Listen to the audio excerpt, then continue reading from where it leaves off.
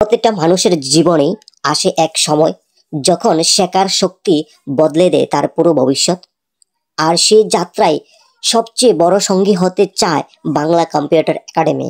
আজ আমরা শিখব এমন কিছু যা তোমাকে এক ধাপ নয় 10 ধাপ এগিয়ে দেবে। চলো শুরু করি তোমার উন্নতির নতুন অধ্যায়। কি করব আমরা এখান থেকে এই যে পেজটা মানে এখানে যে এমপ্লয়ি ফর্মটা আমরা তৈরি করেছি সেই এমপ্লয়ি ফর্মটা আমরা রাইট ক্লিক করব। রাইট ক্লিক করার পর এখান থেকে আমরা ডিজাইন ভিউ অপশনে চলে যাব। ডিজাইন ভিউ অপশনে চলে যাওয়ার পরে আজকে আমরা এই যে ফর্মটা তৈরি করেছি ফর্মটা আপনাদেরকে একটু দেখিয়ে দিই। এখানে ফর্মটা আমরা যখন ওপেন করি, ওপেন করার পরে কিন্তু আমাদের সামনে কিন্তু এইভাবে আমাদের অপশনটা চলে আসে। এবার আমরা কি করব, এবার আমরা এটাকে যদি আমরা ফিল করি তাহলে এখানে যদি আমরা নিউ ওয়ার্কার এখানে ক্লিক করি তাহলে এখান থেকে কিন্তু আমি যদি আরেকজনের নাম লিখি, যদি এখানে লিখি যে রাজু, এখানে যদি লিখি যে দাস, এখানে আমি জেন্ডারটাকে সিলেক্ট করে দিলাম। এখানে জেন্ডারটা সিলেক্ট করে দিলাম। এখানে রাজু দাসের ডেট অফ বার্থ দিয়ে দিলাম যে 20/5/2001। এখানে রাজু দাসের একটা মোবাইল নাম্বার দিয়ে দিলাম। রাজু দাসের 10টা হয়েছে কিনা দেখি, 1 2 4 5 6 7 8 9 10। এবার রাজু দাসের আমি একটা ইমেল আইডি দিয়ে দিলাম, raju.das@gmail.com। এবার রাজু দাসের অ্যাড্রেসটা যেহেতু আমি ত্রিপুরা থেকে বিলং করছি তো তার জন্য আমি একটা জাস্ট দিয়ে দিলাম যে মেলাগড়। এখান থেকে ডিপার্টমেন্ট সিলেক্ট করব। ডিপার্টমেন্টটা সিলেক্ট করার পরে এখানে আমি ফাইন্যান্স দিতে পারি বা আইটি দিতে পারি বা মার্কেটিং দিতে পারি। তো আমি এখানে জাস্ট মার্কেটিং দিয়ে দিলাম। এখানে ডিপার্টমেন্ট মার্কেটিং দিয়ে দিলাম। জব পজিশনটা আমি দিয়ে দিলাম মার্কেটিং এ, এখানে দিয়ে দিলাম আমি ডিরেক্টর দিয়ে দিলাম। তারপরে এখানে র্যাঙ্কটাকে আমি সিলেক্ট করতে পারি, র্যাঙ্কটাকে আমি দিয়ে দিলাম জুনিয়র। তারপরে এখান থেকে আমি ব্যাংক সিলেক্ট করতে পারি। এখানে যেহেতু আমরা একটা ব্যাংকের অপশন রেখেছি এখান থেকে আমরা ব্যাংক সিলেক্ট করতে পারি। এখান থেকে আমি যে কোনো একটা ব্যাংক সিলেক্ট করে দিলাম। তারপর এখান থেকে আমি যে স্যালারিটা আমি মান্থলি সিস্টেম করে দিলাম। এখানে বেসিক যে স্যালারিটা আছে এটাকে আমি 20,000 টাকা করে দিলাম। এখানে ট্যাক্সের অ্যালাউন্সটা আমি করে দিলাম 5,000। সেটা বোঝার জন্য আমি জাস্ট করে দিলাম।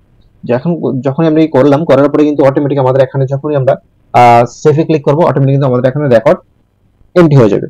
এই যে বিষয়টা, এই বিষয়টা কিভাবে করেছি যদি এই ভিডিওটা দেখতে চান তাহলে অবশ্যই আমার চ্যানেলে ঘুরে আপনারা আগের ভিডিওটা দেখতে পারেন যে কিভাবে তৈরি করেছি। আজকে আমরা এই কাজটার মধ্যে কিছু এখানে বটম অ্যাড করব, সেই বটমটা কিভাবে অ্যাড করতে হয় সেটা আমরা শেখাবো আজকের এই ভিডিওতে। তো বটমটা অ্যাড করতে গেলে আমাদের কি করতে হবে, ফার্স্ট টাইম আমাদেরকে এই পেজটাকে রাইট ক্লিক করতে হবে। রাইট ক্লিক করার পরে তারপরে কি করতে হবে, তারপরে এখান থেকে আমাদেরকে বটম নিতে হবে। বটম নিতে গেলে আমাদের এখানে ফর্ম ডিজাইনে চলে যেতে হবে। ফর্ম ডিজাইনে চলে যাওয়ার পরে এখান থেকে আমাদেরকে বটম সিলেক্ট করতে হবে। বটম সিলেক্ট করার পরে আমাদের এখানে বটমে চলে যাব। বটমে চলে যাওয়ার পর এখান থেকে আমি কিছু অপশন নেব। অপশনটা হলো কি, এখান থেকে আমরা এই পেজটাকে প্রিন্ট আউট করার জন্য আমরা কিন্তু কোনো অপশন রাখিনি এখানে। তো এখান থেকে আমরা প্রিন্ট আউট করার জন্য আমাদের এখান থেকে বটমটাকে খুঁজে নেব। এখান থেকে এই যে প্রিন্ট রেকর্ড যে অপশনটা আছে সেটাতে আমরা ক্লিক করব। ক্লিক করার পর এখান থেকে নেক্সটে যাব। নেক্সট যাওয়ার পর এখানে প্রিন্ট রেকর্ড যে অপশনটা আছে সেটাতে আমরা ক্লিক করব। ক্লিক করার পরে নেক্সটে ক্লিক করব, তারপরে ফিনিশে চলে যাব। তারপর এটাকে একটু বড় করে দেব। তারপরে আমরা আরেকটা বটম ক্রিয়েট করব। এখান থেকে আবার বটম ক্রিয়েট করব। বটমটা ক্রিয়েট করার পরে এখান থেকে আমরা আরেকটা বটম ক্রিয়েট করলাম। ক্রিয়েট করার পরে আবার আমরা দেখি আমাদের রেকর্ডে কি রাখা যায়। এখান থেকে আমরা কি রাখা যায় দেখি, অ্যাড নিউ রেকর্ড অপশনটা আমরা রাখতে পারি। এখানে নেক্সট, এখান থেকে টেক্সট সিলেক্ট করব, নেক্সট এন্ড ফিনিশে ক্লিক করে দেব। ক্লিক করার পরে কিন্তু এটাকে আমরা একটু বড় করে নিলাম। এবার আমরা এখানে এই দুইটা বটম আমরা ক্রিয়েট করলাম। এবার বটমগুলির মধ্যে আমরা পিকচার অ্যাড করব। তো বটমগুলির মধ্যে পিকচার কিভাবে অ্যাড করব তার জন্য আমরা ফার্স্ট টাইম আমাদের এই লেখাটাতে ক্লিক করতে হবে। ক্লিক করার পরে আমরা কি করব, এখান থেকে আমরা ফর্ম ডিজাইনে চলে যাব। ফর্ম ডিজাইনে চলে যাওয়ার পরে এখান থেকে প্রপার্টি শীট অপশনে চলে যাব। প্রপার্টি শীট অপশনে যাওয়ার পরে এখান থেকে আমাদের অল অপশনে ক্লিক করব। অল অপশনে ক্লিক করার পরে আমাদের এখান থেকে এই যে পিকচার যে লেখাটা আছে পিকচার লেখাটার মধ্যে আমরা ক্লিক করব। ক্লিক করার পরে এখান থেকে থ্রি ডট অপশনে ক্লিক করব। থ্রি ডট অপশনে ক্লিক করার পরে এখান থেকে যেহেতু আমরা প্রিন্টার অপশন নিয়েছি তার জন্য আমরা এখান থেকে প্রিন্টার অপশনে সিম্বলটা খুঁজে বার করব। প্রিন্টার অপশনের সিম্বলটা কোথায় আছে আমরা খুঁজে বার করি। দেখি প্রিন্টার অপশনের সিম্বলটা কোথায় আছে। এখান থেকে অনেকগুলো সিম্বল আপনারা পেয়ে যাবেন, আপনারা এখান থেকে খুঁজে বার করবেন। আমরা দেখি এখানে জাস্ট আমরা যেহেতু আমরা প্রিন্টার সিম্বলটা ইউজ করেছি, প্রিন্টার সিম্বলটা কোথায় আছে আমরা একটু খুঁজে দেখি। এই যে এখানে প্রিন্টার সিম্বলটা পেয়ে গেছি আমরা। যাওয়ার পরে এখান থেকে আমরা কি করব, এটাকে ওকে করে দেব। ওকে করে দেওয়ার পরে এবার আমরা কি করব, এখান থেকে আমরা এই যে এখানে পিকচার যে অপশনটা আছে সেটাকে আমরা ক্লিক করে আমরা রাইট সাইড করে দেব। এখানে রাইট সাইড ক্লিক করব। ক্লিক করার পরে আমরা ক্লোজ করব। ক্লোজ করার পরে দেখুন অটোমেটিক কিন্তু আমাদের এই বটমের সাথে কিন্তু পিকচারটা অ্যাড হয়ে গেছে। এবার যদি আমি চাই যে লেখাটাকে একটু স্পেস করে দেওয়ার জন্য, তো লেখাটাকে আমি একটু স্পেস করে দেব। বেশি হয়ে গেছে তো এটাকে আমি আর একটু ব্যাক করে দিই, বটমটাকে একটু বড় করে দিই। এই কিন্তু আমাদের এই রেকর্ডটা কিন্তু চলে এসেছে। তো তারপরে কিন্তু বেশি স্পেস দেখা যায় তার জন্য একটু ছোট করে দিই। এবার ঠিক আছে। এবার যদি আমরা অ্যাড নিউ রেকর্ডের মধ্যে যদি আমরা বটম ক্রিয়েট করতে চাই বা এখানে যদি পিকচার অ্যাড করতে চাই, তাহলে আবার এটাতে ক্লিক করব। ক্লিক করার পরে কিন্তু আবার আমরা কি করব, প্রপার্টি শিটে চলে যাব। চলে যাওয়ার পরে এবার আমরা কি করব, এবার আমরা আবার সেম প্রপার্টি শিটে চলে যাব। যাওয়ার পরে এখান থেকে পিকচার ক্লিক করব। পিকচার ক্লিক করে থ্রি ডট অপশনে ক্লিক করব। থ্রি ডট অপশনে ক্লিক করার পরে এবার আমরা কি করব, এবার আমরা এখান থেকে নিউ যে অপশনটা আছে সেটাকে আমরা খুঁজে বার করব। নিউ অপশনটা কোথায় আছে দেখি আমরা খুঁজে পাই কিনা। কোন সিম্বলটাকে অ্যাড করা যায়, চাইলে এই অপশনটা অ্যাড করতে পারি, এই পিকচারগুলোকে অ্যাড করতে পারি। এবং নিউ অপশন কোথায় আছে কিনা আমরা একটু খুঁজে দেখি। চাইলে এই নিউ অপশন, এই অপশনটা আমরা নিতে পারি। এখান থেকে ওকে দিয়ে দিলাম। এন্ড এখানে পিকচার সাইডটাকে আমরা রাইট সাইড করে দেব। এখানে রাইট করে দিলাম এন্ড ক্লোজ করলাম। এখানে কিন্তু আমাদের পিকচারটা অ্যাড হয়ে গেছে। এবার আমরা কি করব, এটাকে স্পেস, একটু স্পেস দিয়ে দেব, এক দুইটা পেজ দিয়ে দেব, বাস। এবার কিন্তু আমাদের এই জিনিসটা কিন্তু হয়ে গেছে। এখন আমরা কি করব, এখন আমরা এটাকে ক্লোজ করব। ক্লোজ করার পর এখান থেকে ইয়েস দেব। ইয়েস দেওয়ার পর ফর্মটাকে আমরা আবার ওপেন করে নেব। ওপেন করার পরে এবার যখন আমরা অ্যাডে যখন ক্লিক করব তখন কিন্তু অটোমেটিক আমাদের নিউ পেজ চলে আসবে। এখন যদি আমি আরেকটা নাম লিখি এখানে, সুমন, সুমন দত্ত, এখান থেকে জেন্ডারটাকে যদি আমি সিলেক্ট করি, তারপরে এখান থেকে আমি যদি সুমনের ডেট অফ বার্থটা দিয়ে দিই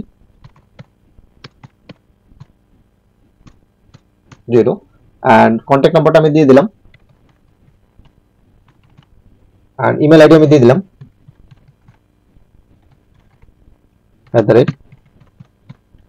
@.com। এখানে আমি অ্যাড্রেসটা দিয়ে দিলাম সোনামুড়া। এখান থেকে ডিপার্টমেন্টটা আমি সিলেক্ট করে দিলাম ফাইন্যান্স, এন্ড জব পজিশনটা আমি সিলেক্ট করে দিলাম ফাইন্যান্সের অ্যাকাউন্টিং। তারপরে এখানে র্যাঙ্ক দিয়ে দিলাম আমি সিনিয়র। পরে এখান থেকে ব্যাংক যদি আমি সিলেক্ট করি, আমি যে কোনো একটা ব্যাংক সিলেক্ট করে দিতে পারি। এখান থেকে আমি মান্থলি স্যালারি সিস্টেমটা ইউজ করে দিলাম। এখান থেকে স্যালারি দিয়ে দিলাম আমি 25,000 টাকা। এখন ট্যাক্সেবল অ্যালাউন্সটা আমি দিয়ে দিলাম 2,000 টাকা। আর এখানে আমি পিকচার অ্যাড করতে পারি। পিকচারে ক্লিক করার পরে এখান থেকে অ্যাড পিকচার, অ্যাড পিকচার করার পরে আমি এখান থেকে একটা পিকচার যদি দিয়ে দিই, আমি এই পিকচারটা দিয়ে দিলাম and okay. Already picture set হয়ে গেছে। যখনই আমি এখান থেকে অ্যাড রেকর্ডে ক্লিক করব, অটোমেটিক আমার এটা কিন্তু রেকর্ডটা সেভ হয়ে যাবে। এই যে আমার রেকর্ড কিন্তু এখানে অটোমেটিক আরেকটা রেকর্ড চলে আসলো। এইভাবে কিন্তু আমরা আমাদের এই অ্যাক্সেস এর মধ্যে কিন্তু বিভিন্ন প্রফেশনাল সফটওয়্যার তৈরি করতে পারি। তো আজকের এই ভিডিওটা যদি ভালো লাগে তো অবশ্যই বন্ধুদের কাছে ছড়িয়ে দিবেন, যাতে এই ভিডিওতে অনেক কিছু আমরা রেখেছি যাতে শিখতে পারে এবং আপনারা বিভিন্ন school management, hospital management software তৈরি করতে পারেন। এবং এই চ্যানেলে যদি সবটি ভিডিও যদি আপনি ভালোভাবে দেখেন, তাহলে কিন্তু আপনি এই ভিডিওগুলি দিয়ে ভালো ভালো আপনি সফটওয়্যার তৈরি করতে পারবেন। এখন আমরা আরেকটা রেকর্ড এখানে তৈরি করেছি। কি তৈরি করেছি, এখানে এই যে প্রিন্ট অপশনটা তৈরি করেছি, প্রিন্ট অপশনটাতে ক্লিক করলে কিন্তু আমাদের অটোমেটিক প্রিন্টারে সেটিং চলে আসবে। এখান থেকে কিন্তু আমরা প্রিন্টার সেটিং করে নিতে পারি। এখান থেকে আমি যদি এটাকে পিডিএফ এ সেভ করতে চাই, তারপরে আমি কোন রেকর্ডটাকে নেব, আমি এখান থেকে সুমন দত্তর যে রেকর্ডটা আছে সেটাকে আমি নিয়ে নেব। এই যে সুমন দত্তর যে রেকর্ডটা, এটাকে আমি প্রিন্ট আউট করবো। তার জন্য এখানে ক্লিক করব। ক্লিক করার পরে কিন্তু আমাদের এখানে ফার্স্ট টাইম আমি পিডিএফ করে সেভ করে দেখাচ্ছি আপনাদেরকে। এখানে ক্লিক করলাম, ক্লিক করার প্রপার্টিস অপশনে চলে যাব। যাওয়ার পরে সেটাকে আমি ল্যান্ডস্কেপ মোডে সেভ করব, ওকে। তারপর এখান থেকে ওকে দেব। ওকে দেওয়ার পরে আমি এখানে ডেস্কটপ সিলেক্ট করলাম, এখানে নাম দিলাম ABC এন্ড সেভ। অলরেডি তো আমার পিডিএফ ফাইলটা কিন্তু সেভ হয়ে গেছে। তো আমি যদি এটাকে মিনিমাইজ করে যদি আমি জিনিসটা দেখি, তাহলে আমার কিন্তু এখানে ABC নামে যে ফর্মটা কিন্তু অলরেডি সিলেক্ট হয়ে গেছে। আমরা যখন ক্লিক করব, ক্লিক করলে কিন্তু আমার এই জিনিসটা কিন্তু আমি অলরেডি পেয়ে যাব। এই জিনিসটা কি খুবই গুরুত্বপূর্ণ একটা জিনিস। তো বন্ধুরা, এটাই ছিল আজকের ভিডিও। আশা করি বুঝতে পেরেছেন এবং কাজে লাগবে।